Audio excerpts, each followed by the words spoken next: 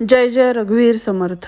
दशक 14वा, समास 8वा, अखंड ध्यान निरूपण. श्री गुरुभ्यो नमः. बरं, प्रसंग तर असा आला की जे व्हायचे ते होऊन गेले. यानंतर तरी ब्राह्मणांनी आपल्या आपणास सुधारावे. त्यांनी स्नान संध्या केल्यानंतर निर्मल हाताने देवपूजा करावी, म्हणजे ते सर्व भाग्य प्राप्त करून घेऊ शकतात. भक्तिहीन अव्यवस्थित असलेल्या मूर्खांना मात्र दारिद्र्य अनुभवावे लागेल. पण नुसत्या अर्चनाने काम होणार नाही. आपण पूजा करीत असलेला देव कोण हे प्रामुख्याने ओळखायला हवे. त्यानंतर अनन्य भक्तीने त्याचे भजन करावे.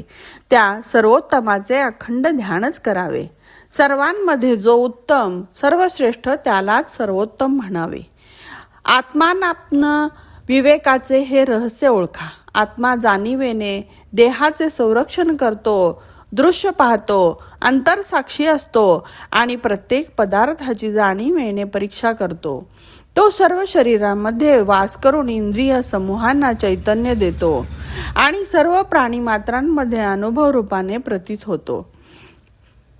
अशा तऱ्हेने त्या सर्वांतर्यामी प्राणीमात्रांमध्ये त्याने वास केल्याने सर्वांचे अंतःकरण जपावे.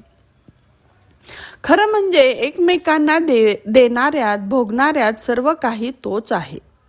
सर्वांच्या अंतरंगात असणारा हा देव साहजिकच आपल्यातही आहे. त्याचप्रमाणे त्रैलोक्यातील सर्व प्राणीमात्रांमध्येही तोच आहे. ही गोष्ट उत्तम प्रकारे जाणा.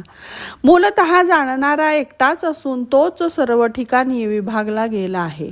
देह स्वभावाने तो वेगवेगळा झाला आहे, पण आत्मा देहावरून वेगवेगळा वाटत असला तरीही आतून एकच आहे. हे सत्य आहे. गप्पा गोष्टी करणे हे निश्चितपणे त्याच्यामुळेच घडते.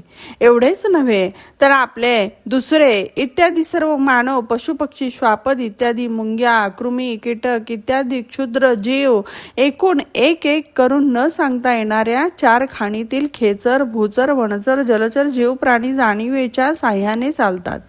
याचा अनुभव प्रत्यक्ष पहा. आपल्याबरोबरही या सर्वांतर्यामीचा सहवास सतत आहे. असा जगदात्मा धनी प्रसन्न झाला तर मानव किती घेऊ शकेल, पण तो प्रसन्न होण्याचे गुपित आपल्यातच आहे. असे हे आपल्यावरच येत असल्याने सर्वांना संतुष्ट राखावे आणि त्यासाठी देहाचे हित करावे. देहाला जे करता ते आत्म्याला पोचते. आता दुर्जन आहेत ना, त्यांच्याबरोबर कसे वर्तन करावे असे विचाराल तर त्याचे उत्तर असे. खरे आहे, दुष्ट लोकांमधील देवाचा स्वभाव भांडखोर आहे, ही गोष्ट खरी आहे. पण राजा रागावला म्हणून त्याला मारता येते का? अशा प्रसंगी दुर्जनांना सोडून दूर जावे आणि ते नंतर शांत झाल्यावर त्यांना आपले विचार सांगावेत. याशिवाय दुर्जन कसे का वागेनात, आपण मात्र लोकांमध्ये विवेकी सज्जनच व्हावे. आत्म्यामध्ये सृष्ट दुष्ट इत्यादी भेद दिसतात. ते सर्व देहाचे स्वभाव आहेत. वेगवेगळ्या वनस्पतीमुळे एकाच पाण्याची चव वेगवेगळी होते, असा हा प्रकार आहे. विष असो वा अमृत, त्या दोन्हीतील द्रवत्व काही जात नाही. त्याप्रमाणे देहगुणांकडे न पाहता त्यांना साक्षी असणाऱ्या आत्म्याला पाहायलाच हवे. अंतर्निष्ठ मनुष्य विशेषतः अंतरात्म्यामध्ये निष्ठा ठेवत असतो. तो जगातील जगदीशाला ओळखतो. डोळ्याने डोळा पाहावा किंवा मनाने मन शोधावे. तद्वत सर्व घटामध्ये वास करणाऱ्या भगवंताला पाहायचे असते.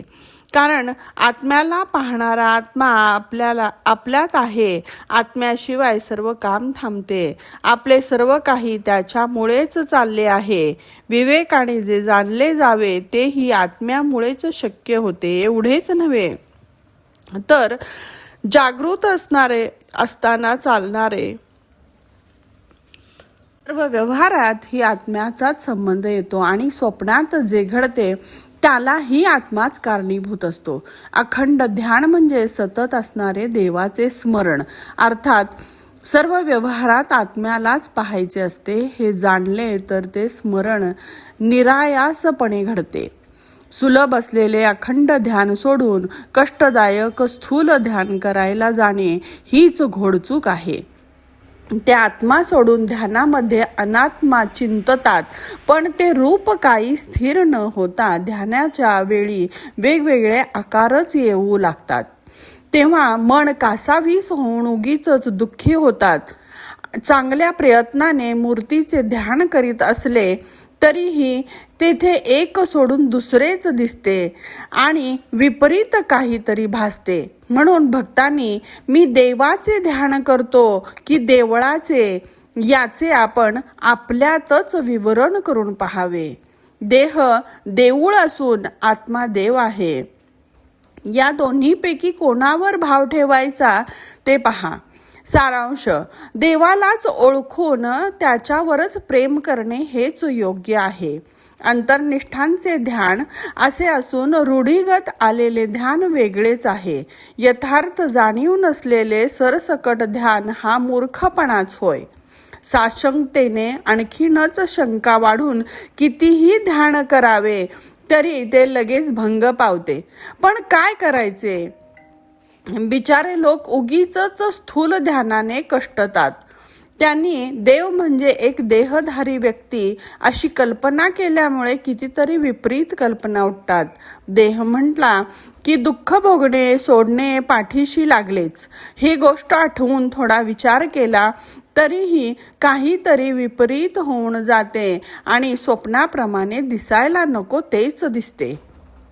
एवढेच नव्हे तर आपल्याला काय दिसते ते सांगताही येत नाही आणि हट्टाने भाव धरताही येत नाही. अशी परिस्थिती होऊन साधक आपणच आपल्या तळमळू लागतो.